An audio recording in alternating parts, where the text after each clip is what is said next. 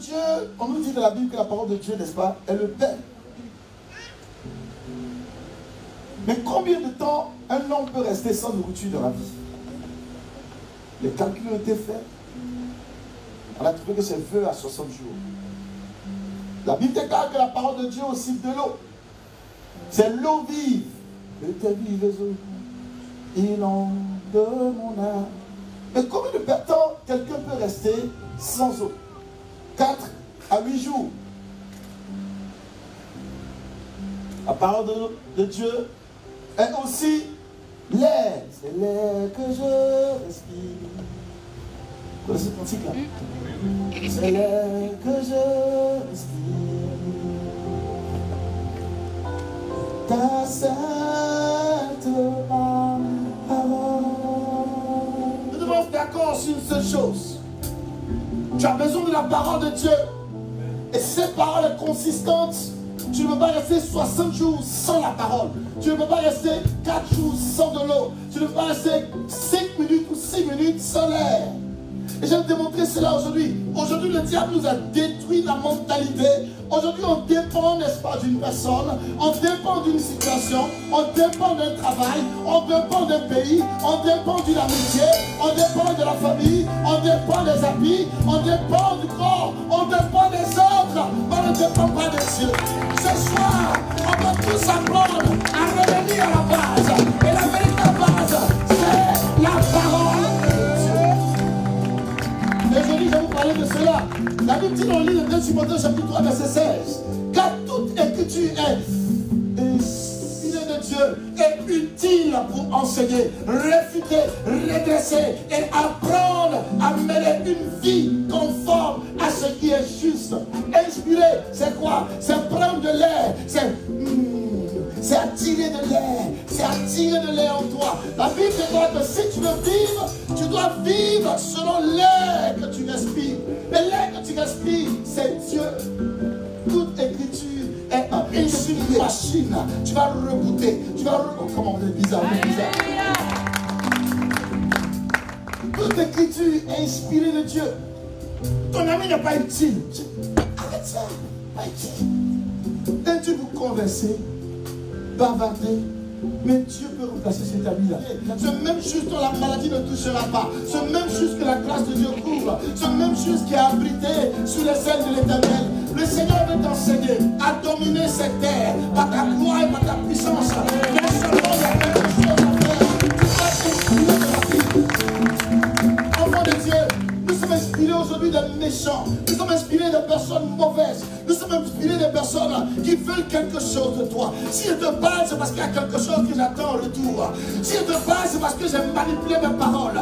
J'ai choisi mes mots pour te convaincre. J'ai choisi mes mots pour t'amener à faire ce que j'ai envie de faire. Mais Dieu, sa parole ne change pas. C'est la même depuis longtemps. Depuis que Jésus est là.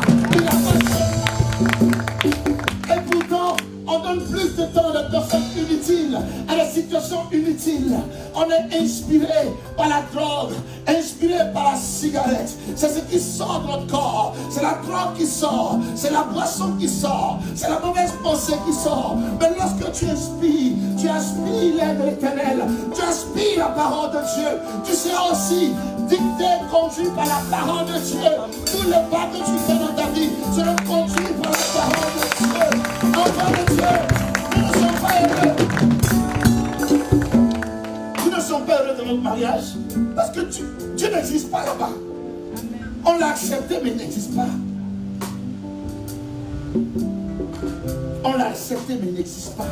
Nous souffrons dans notre vie commune parce que Dieu n'existe pas. Nous souffrons ici en France parce que Dieu n'existe pas. Nous souffrons au travail parce que Dieu n'existe pas. Il est énorme.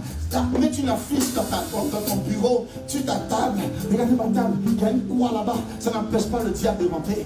Il y a une Bible là-bas, ça n'empêche pas le diable. Ce qui empêche le diable, c'est de savoir qu'au fond de toi, il y a la parole. Quand il vient, la parole n'est pas sur ta poitrine. La parole est dans ta poitrine.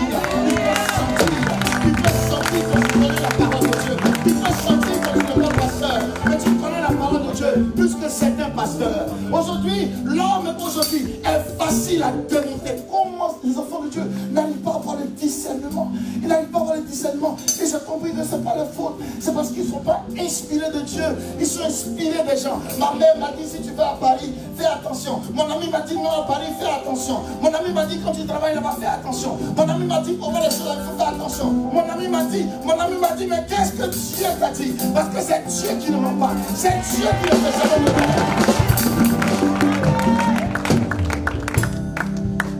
Enfant de Dieu, sois inspiré. Dieu c'est l'air.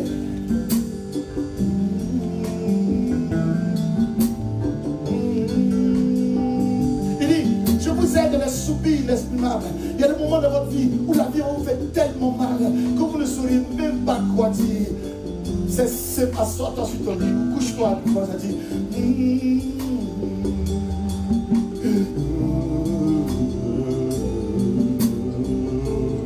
Si tu n'as pas Jésus dans ta vie, tu as déjà échoué ton combat chrétien.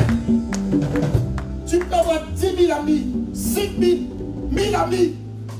Mais si tu n'as pas Jésus, ton combat là, tu l'as déjà perdu. Pendant que la parole de Dieu est assise chez toi à la maison. Non, quand je lis souvent là, j'ai pas envie. Mais quand on a faim, on va acheter du pain. Quand on a soif, on va acheter de l'eau. Quand on a bout d'air, on sort de l'eau pour respirer. Enfant de Dieu, si tu veux vraiment la victoire, retourne à la croix. Find your way back to the cross.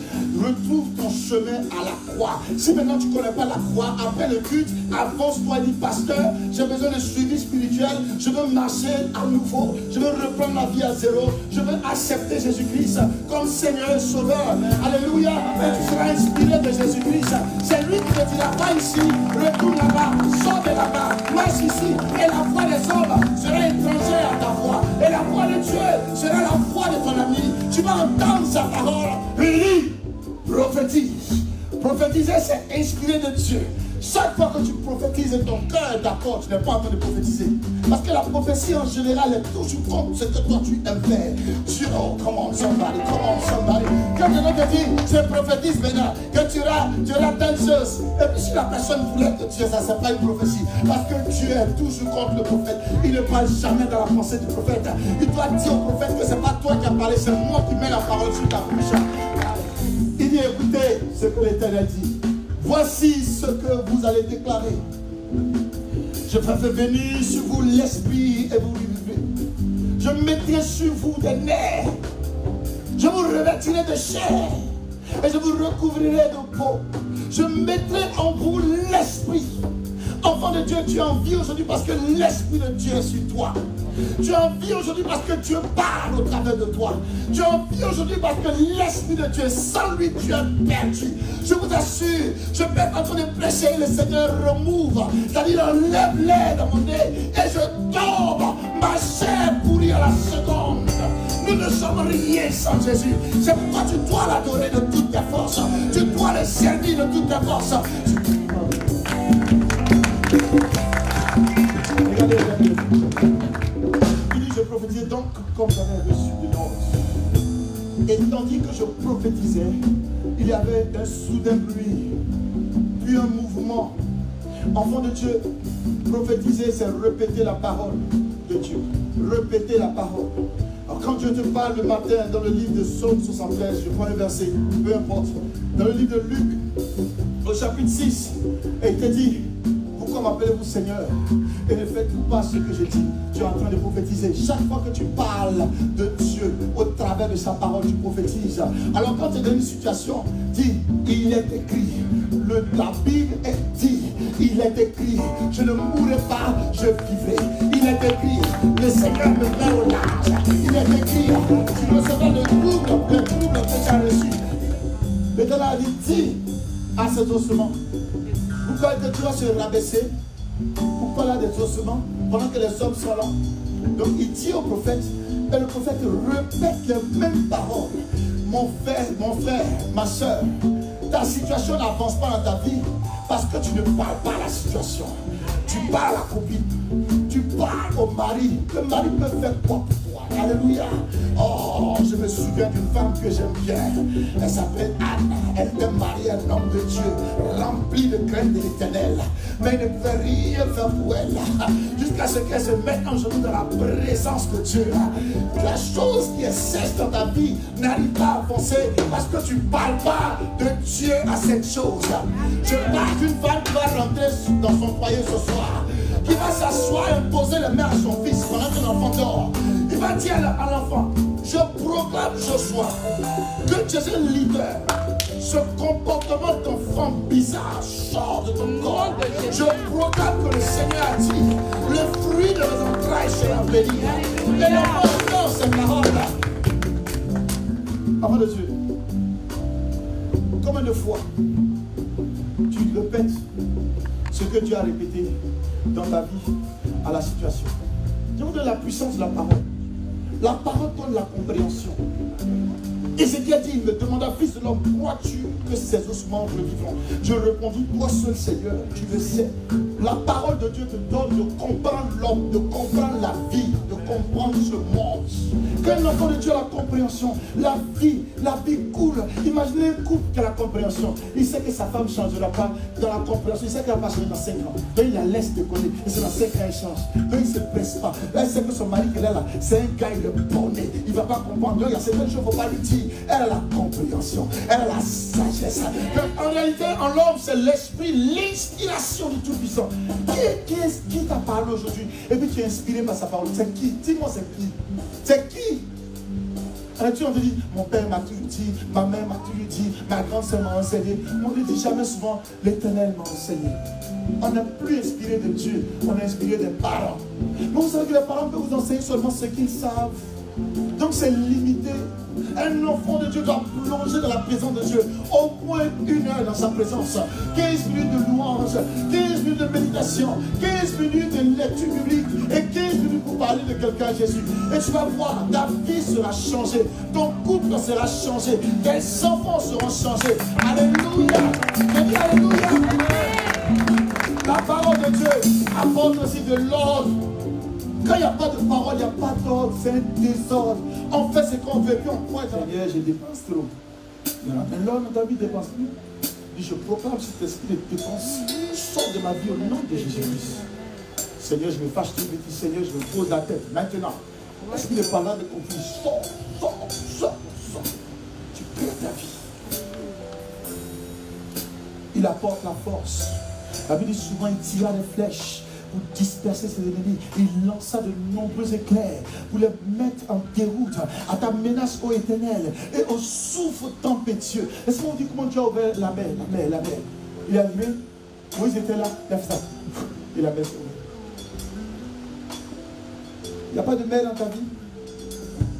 Chaque fois que mes aspirations ne sont pas ce que je veux, je suis mort.